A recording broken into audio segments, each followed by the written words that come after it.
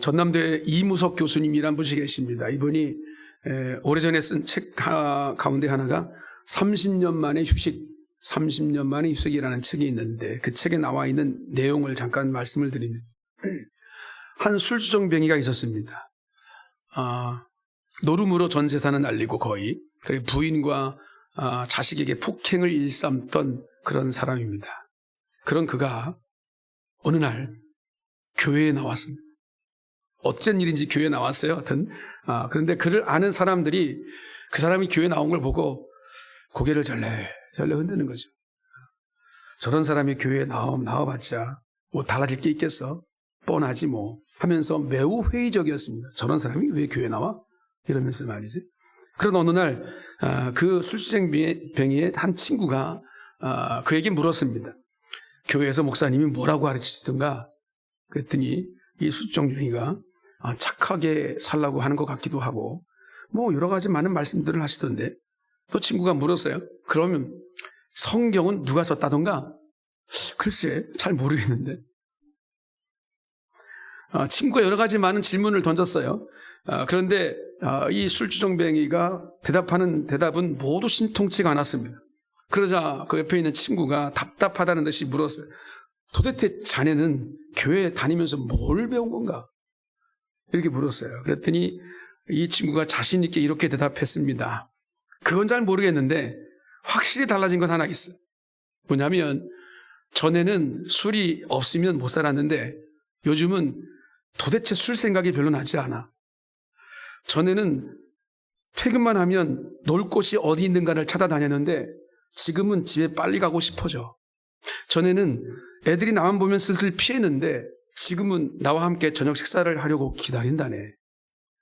그리고 아내도 전에는 내가 퇴근해서 집에 가면 쳐다보지도 않았는데 지금은 퇴근하면 대문 앞에까지 나와서 나를 맞아준다네. 그렇게 대답했습니다. 그러면서 이 이무석 교수가 이렇게 말했습니다. 그대로 읽어볼게요. 예수님을 개인적으로 만난 경험, 그 경험을 말로 설명하기는 어렵습니다. 그러나 예수님과의 만남을 경험한 사람은 행동과 생활과 대인관계가 달라집니다. 이러한 경험적 만남이 없는 사람은 지적 만족으로 공백을 채우려 하지만 그분과 진실한 만남을 경험한 사람은 새로운 삶을 얻습니다. 옳은 말이죠. 성경에는 이런 사람들의 이야기로 가득 차 있습니다. 기독교 2000년의 역사 가운데 이런 사람들의 이야기가 가득하죠. 그 중에 대표적으로 한 사람을 꼽아봐라. 그러면 역시 우리가 잘 아는 사도 바울을 꼽을 수 있을 것 같습니다. 지난 금요일 날 이 똑같은 본문을 가지고 함께 말씀을 나눴습니다만 바울은 우리가 잘 아는 것처럼 다메섹으로 가는 길에서 부활하신 예수님을 만났습니다. 그 만나기 전까지는 우리가 아는 것처럼 예수 믿는 사람들을 핍박하는 데 제일 앞장섰던 사람입니다. 유대인으로서 유대교 입장으로 바라볼 때 메시아가 오지 않았는데 근데 어느 날 청년 예수가 우리의 구원자다, 메시아다라고 말하면 당연히 그는 이단자다. 저런 불의한 사람 같으니라고 그러면서 그런 사람들을 대적하는 것이 옳은 일이라고 생각하는 것은 어찌 보면 당연한 일일 것입니다.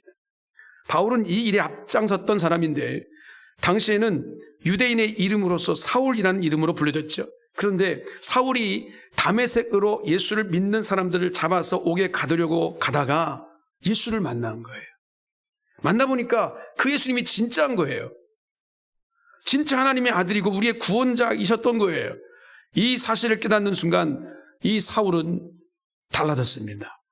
과거에는 그의 고백대로 비방자였고 박해자였고 폭행자였던 그 바울이 전도자가 됐습니다. 변화받기 전에 나의 모습은 비방자였고 또 박해자였고 폭행자였다고 스스로 고백했습니다.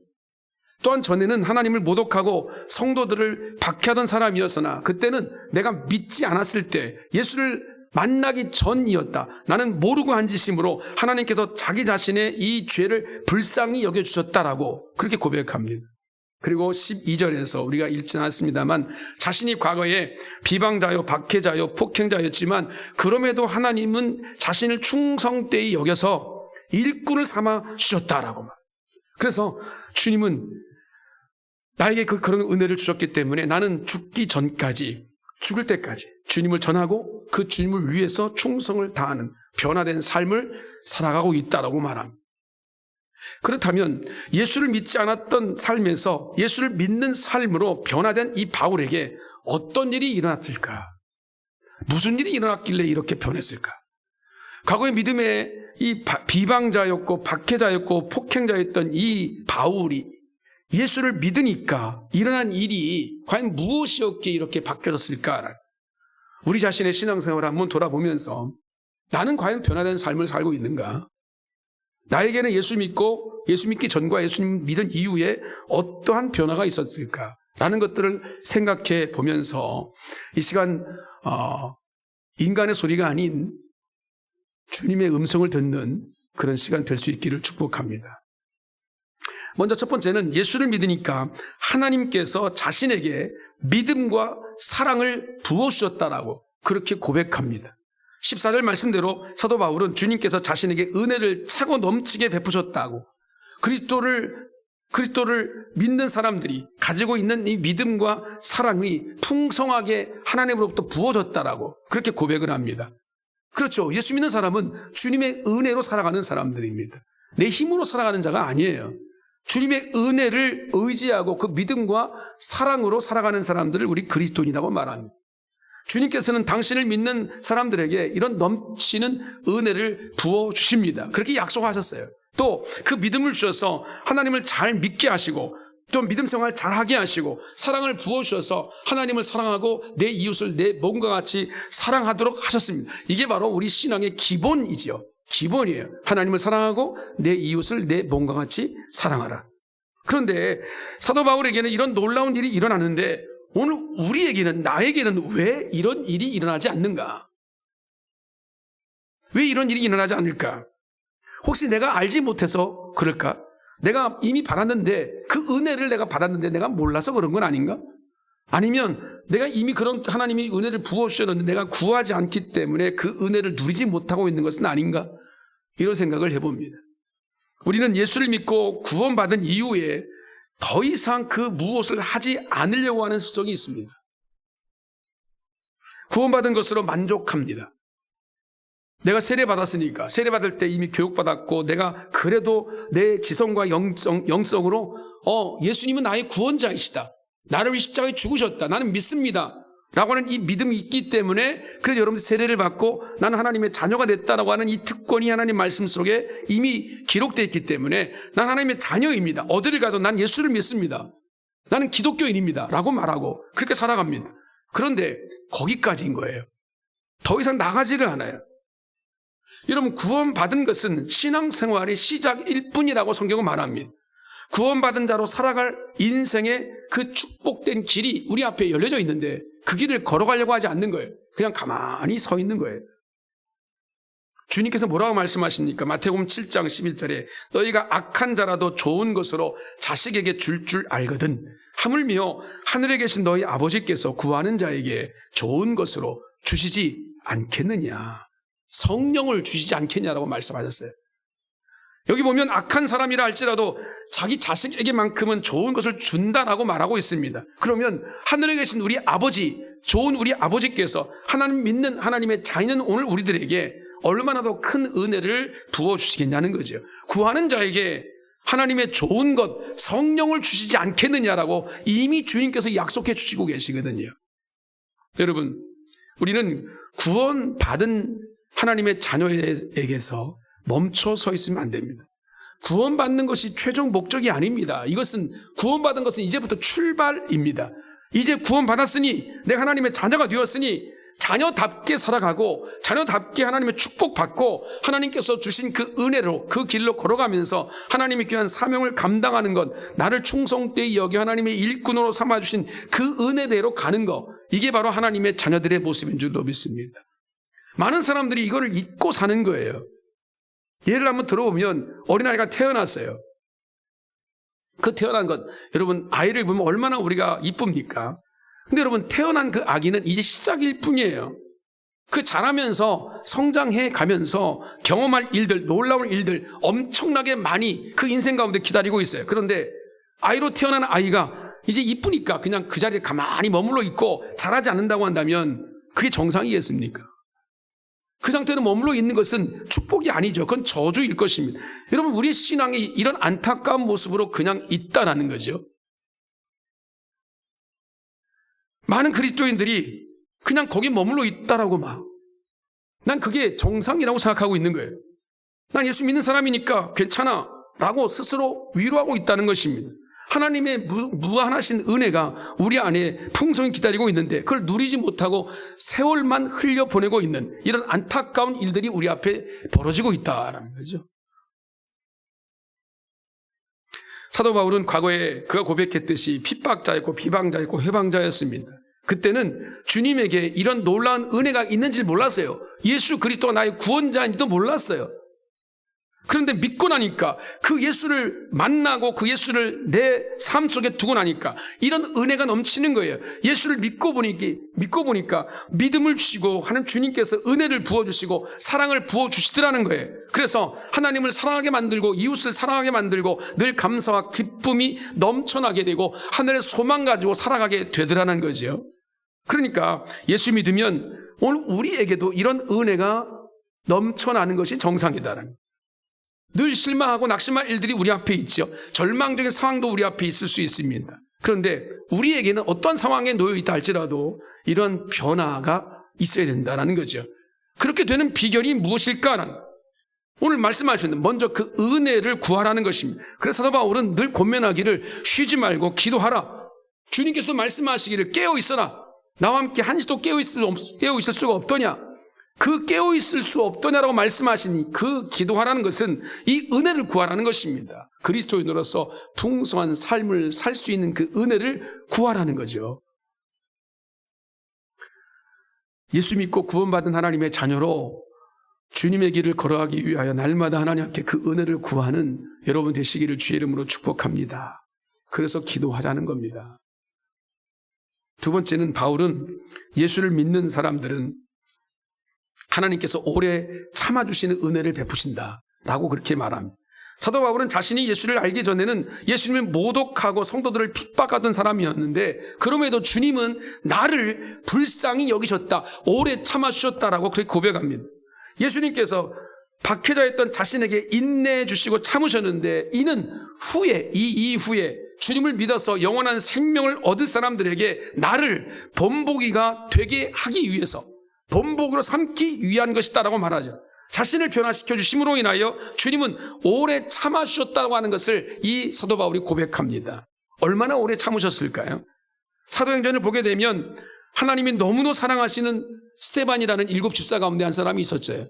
근데 그 사람을 돌로 맞아 죽이는 그 일에 가장 앞장섰던 사람이 바로 사도 바울입니다. 뒤에서 배후 조종까지 했던 사람일지도 모릅니다. 죽도록 충성하는 종 스데반을 죽이는 일에 배후에 조종했던 이 사울을 하나님 바라보실 때 진노할 만하지 않습니까? 심판하실 만하지 않습니까? 당장 처단해도 당장 저주를 내려도 이상할 것이 없는 사람 아니겠습니까? 그런데 하나님은 그렇게 하지 않으셨어요. 하나님은 오래 참으셨습니다. 하나님 이렇게 참으시는 이유가 하나 있습니다. 그에게 회개할 기회를 주시기 위해서입니다. 그에게 변화되고 성장할 기회를 주시기 위해서 오래 참으시는 겁니다. 악으로 징계하신다고 한다면, 심판해 버리신다고 한다면 그에게 회개할 기회가 없죠. 변화될 기회가 없잖아요. 그래서 참으시는 거 또 참으시고 기다리시고 또 기다리시는 것이 하나님의 사랑이시다라는 것이죠. 노아 시대에 여러분들이 그 역사를 알지 않습니까? 하나님은 사람들이 악을 행하는 것을 보고 몹시 진노하셨습니다. 심지어 창세기 6장 6절에 사람들을 지으신 것을 한탄하고 근심하셨다라고 그렇게 말씀하십니다. 그럼에도 하나님은 사람들을 바로 심판하지 않으셨어요. 기회를 주셨습니다. 노아에게 방주를 만들라라고 말하고 방주를 만드는 그 시간이 적어도 100년 이상인데 그 시간 동안 사람들을 기다려주시는 거예요. 하나님은 사람을 심판하시기 전까지 100년 이상을 기다려주셨습니다. 참아주셨습니다. 우리에게도 마찬가지이실 것 같습니다. 우리는 하나님을 사랑하고 이웃을 사랑하는 말씀대로 살지 못하는 것 같습니다. 노력은 하지만 내가 왜 이럴까? 나는 왜 이거밖에 안 될까? 라는 생각들이 많이 듭니다. 주님이 기도하라 말씀하시는데 도대체 기도가 나오지 않습니다. 기도할 틈도 없습니다. 기도할 마음의 여유도 없습니다. 기도하고 싶지도 않습니다. 예배 하나 하시는데 예배 주일날 한 번 딱 이 시간 예배 드리면 되지 뭐 하면서 다른 시간은 전혀 예배자로 서지 않습니다. 하나님 말씀을 내 삶 속에 두지 않습니다. 그 말씀도 자꾸 이상한 눈으로 쳐다봅니다. 이 세상의 현실과 맞지 않다고 봅니다. 그 말씀을 자꾸 의심합니다. 어떤 사람들은 심지어 하나님을 조롱하기까지 합니다. 분명 이 정도면 하나님께서 침묵을 깨시고 징계를 하셔도 괜찮을 것 같은데 아직까지 침묵하십니다. 아직까지도 기다려주십니다. 왜냐하면 베드로후서 3장 9절처럼 아무도 멸망하지 않고 다 회개하기에 이르기를 원하시기 때문에 이것이 바로 하나님의 뜻이고 이것이 바로 하나님의 사랑인 줄로 믿습니다. 기회를 주시는 거죠. 살 기회를 주시는 겁니다. 우리가 회개할 기회를 주시는 겁니다. 그냥 심판하면 다 망하니까 기다려주시는 거예요. 그러니까 오늘 우리도 사울을 기다려주신 하나님이 나도 기다려주신다는 사실을 우리가 인지할 수 있어야 됩니다. 깨달을 수 있어야 돼요. 아, 하나님 나를 기다려주시는구나. 나를 참아주시는구나. 내가 돌아설 때까지 인내하고 계시는구나. 그러나 여러분, 무한정 하나님이 기다리시겠습니까? 끝이 있겠죠. 반드시 끝이 있을 겁니다. 때가 되면 심판하실 겁니다. 그러니 적어도 예수를 믿어서 우리의 마음이 변화되는 오늘 우리가 기다리시는 하나님의 마음을 알아서 정신을 차리고 깨어 있어야 될 줄로 믿습니다. 그리고 믿음의 길, 말씀을 내 삶 속에 중심에 둘 수 있는 그 길로 걸어가는 것, 이것이 바로 복된 길이죠. 이게 바로 하나님이 영광 받으시는 길인 줄로 믿습니다. 이 길 걸어가신 여러분 되시기를 주의 이름으로 축복합니다. 세 번째, 예수를 믿은 후에 하나님은 자신을 하나님께 영광 돌리는 삶을 살게 하셨다라고 바울이 고백합니다. 많은 분들에게 당신은 예수를 믿은 후에 뭐가 달라졌습니까? 라고 물으면 가장 많은 대답이, 여러분들 혹시 생각해 보세요. 여러분들이 예수를 믿은 후에 뭐가 달라졌습니까? 라고 물은다면 어떻게 대답하시겠습니까? 많은 사람들의 대답이 하나님을 의식하게 됐다. 하나님을 의식하는 삶이 바로 내가 달라진 것이다 라고 그렇게 얘기를 합니다. 여러분도 어떤지 모르겠습니다. 예수를 믿은 후에 달라진 것이 무엇이 있을까? 사도 바울은 예수를 믿은 후에 달라진 삶의 하나가, 내 삶의 목적이 하나님께 영광을 돌리는 삶이다. 이게 달라진 거예요. 바울은 오늘 17절에 이렇게 말합니다. 하나님께 존귀와 영광을 돌리자라고 말합니다. 사도 바울은 과거에 예수 믿는 사람들을 핍박하는 그 일을 내가 하는 것이 하나님을 위해서 하는 일이라고 생각했습니다. 그래서 그 일에 열심을 냈어요. 누구보다 열심을 냈어요. 그런데 살아계신 예수님을 만나고 보니까 그게 아닌 거예요. 잘못 알고 있었던 거예요. 그렇게 배웠던 거죠. 랍비들을 통해 배웠던 거예요. 그 배움을 기초로 자신을 스스로 판단해 보니까, 그렇지, 하나님이 원하시는 뜻은 이것이었는데 이것은 이단자들을 처단하는 것이 이게 하나님이 원하시는 것이지. 제사장들의 가르침 받아서 예수 믿는 사람들을 핍박하는 일에 앞장섰던 것이 사울이 했던 일이에요. 자신의 생각을 따라 예수 믿는 사람들을 핍박한 거예요. 그런데 여러분, 현실 속에 글이 아니라, 가르침이 아니라 살아계신 예수님을 만나고 보니까 그분이 메시아였던 거예요. 그분이 구원자였던 거예요. 그분이 바로 하나님이셨던 거예요. 그래서 오늘 본문 13절에 자신이 과거에 한 일은 알지 못해서 한 일이라고 말하고 있지 않습니까? 예수 믿는 사람을 핍박하는 것이 하나님을 위해서 하는 일이라고 나는 착각했습니다라고 고백하고 있는 거예요. 그때부터 바울은 삶의 방향이 완전히 바뀌었습니다. 이제는 예수 그리스도를 위해서 일을 합니다. 이제는 하나님의 교회를 세우는 일을 위해서 일을 합니다. 이제는 주님의 복음을 증거하는 전도자의 길을 나섭니다. 이것이 하나님을 기쁘게 하고 하나님께 영광을 돌린다는 사실을 이미 깨달았기 때문에, 그래서 내가 그렇게 사는 것처럼 당신도 그렇게 살았으면 좋겠습니다라고 그렇게 말하고 있는 것이죠. 디모데를 통하여 주신 이 고백을 통해 우리가 오늘 말씀하고 있는 겁니다. 사도 바울은 예수를 만났던 그 순간을 간증하고 있습니다. 사도행전 26장 16절에 예수님이 자신에게 말씀하신 것을 이렇게 기록하고 있습니다. 일어나 너의 발로 서라. 내가 너에게 나타난 것은 곧 네가 나를 본 일과 장차 내가 네게 나타날 일에 너로 종과 증인을 삼으려 함이니. 예수 믿는 사람을 핍박하던 삶은 분명 하나님께는 참 힘든 시간이었을 거예요. 고통받는 그런 시간이었겠지만, 그럼에도 하나님은 바울이 이제 앞으로 복음을 증거하는 일에 최고의 일꾼이 될 수 있음을 아셨던 거죠. 그래서 주의 종과 또한 복음의 증인으로 삼기 위해서 인내의 시간들을, 고통의 시간들을 이겨내시고 사도 바울을 참아주셨던 겁니다. 우리가 하나님께 영광 돌린다고 하지만 어떻게 하나님께 영광을 돌리는 것인지, 어떻게 사는 것이 주님이 기뻐하시는 것인지, 그렇죠, 하나님을 기쁘시게 하는 삶이라고 이 주제를 바꿔놓으면 한번 생각이 쉬워질 것 같습니다. 내가 어떻게 하면 하나님께 기쁨을 드릴 수 있을까 생각하면 사시지요. 과거에 바울은 하나님을 기쁘시게 하는 삶을 산 것이 아니었어요. 바울이 주님을 처음 만났던 사건을 기록한 사도행전 9장 말씀을 보게 되면 사울은 예수님을 핍박했던 사람으로 기록하고 있습니다. 예수를 믿는 사람을 핍박했는데 주님은 그게 당신을 핍박한 것이다 라고 말씀하고 계십니다. 그러니까 사도 바울은 지금 하나님을 기쁘시게 하는 사람이 아니라 하나님을 오히려 핍박하는 사람이 됐던 거예요. 사람을 핍박한 게 아니에요. 하나님을 핍박했던 사람으로 살았던 거예요. 그래서 바울은 주님을 핍박하던 자신을 끝까지 참아주신 예수님을 위해서 충성을 다하는 모습을 우리 가운데 보여주고 있죠. 당신을 핍박하던 자신을 종과 증인으로 삼겠다는 말씀을 따라 죽기까지 주님의 복음을 전하면서 끝까지 순교의 자리까지 나가고 있는 것을 보게 됩니다. 그것이 하나님을 기쁘시게 하는 삶이었던 것을 알고 있었던 거죠. 여러분, 우리도 사도 바울처럼 주님을 기쁘시게 하는 삶을 살 수 있기를 바랍니다. 무엇으로 하나님을 기쁘시게 할 수 있을까요? 무엇으로? 안소니 드 멜로라고 하는 사람이 있습니다. 이 사람이 이런 얘기를 했어요. 내가 청년 시절에 세계를 변화시키게 해달라고 하나님께 기도드렸다.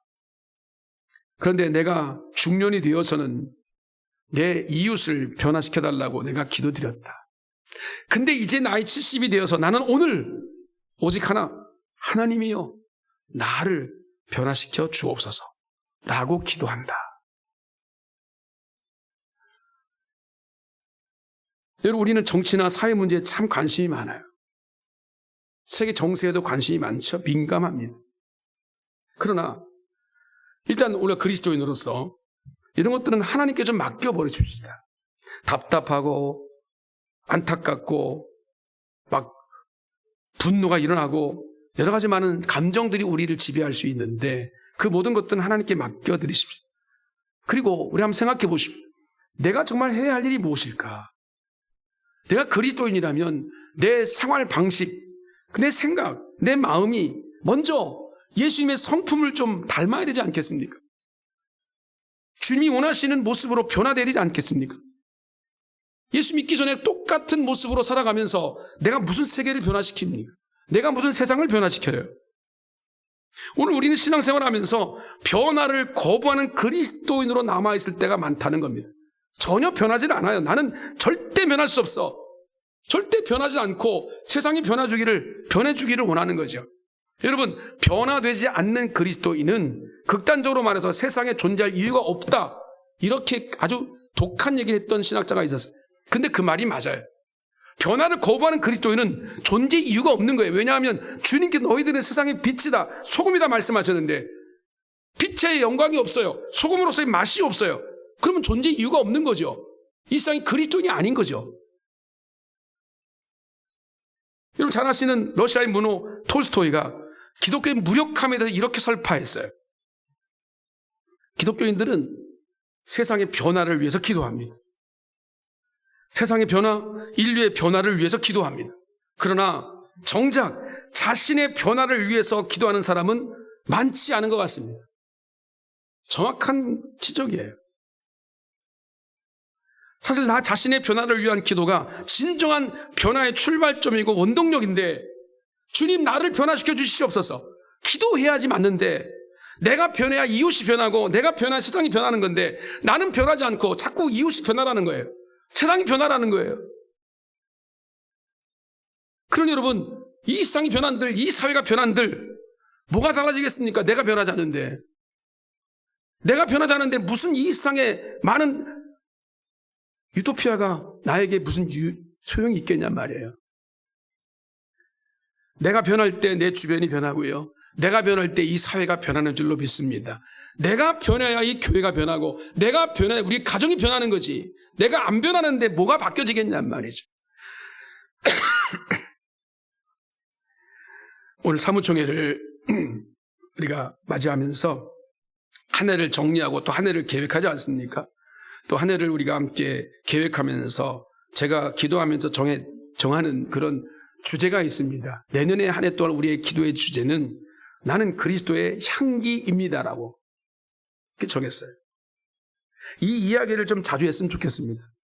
과연 나를 통해 예수 믿는 향기가 나타나는지, 나를 통해 많은 사람들이 그래 당신이 예수 믿겠다니까 당신에게는 참 선한 일이 있구나, 당신이 예수 믿는 사람이 참 증거가 있구나, 당신이 예수 믿는 사람 보니까 세상이 좀 바뀌어지는 것 같다, 뭐가 좀 변하는 것 같다, 이런 모습이 내가 말하는 게 아니라 다른 사람이 말할 수 있도록 말이에요. 이 변화가 우리의 주제가 되어야 될 것 같습니다. 오늘 우리는 예수를 나의 구주와 주님으로 믿고 사는 사람들입니다. 인간을 믿고 사는 사람들이 아니잖아요. 예수, 하나님을 믿고 있는 사는 사람이잖아요.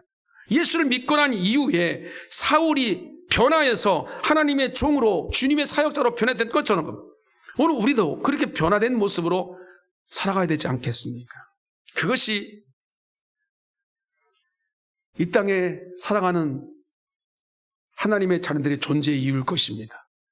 이 땅에 나를 하나님의 자녀로 죄에서부터 생명으로 나를 살려내신 하나님의 뜻일 줄로 믿습니다.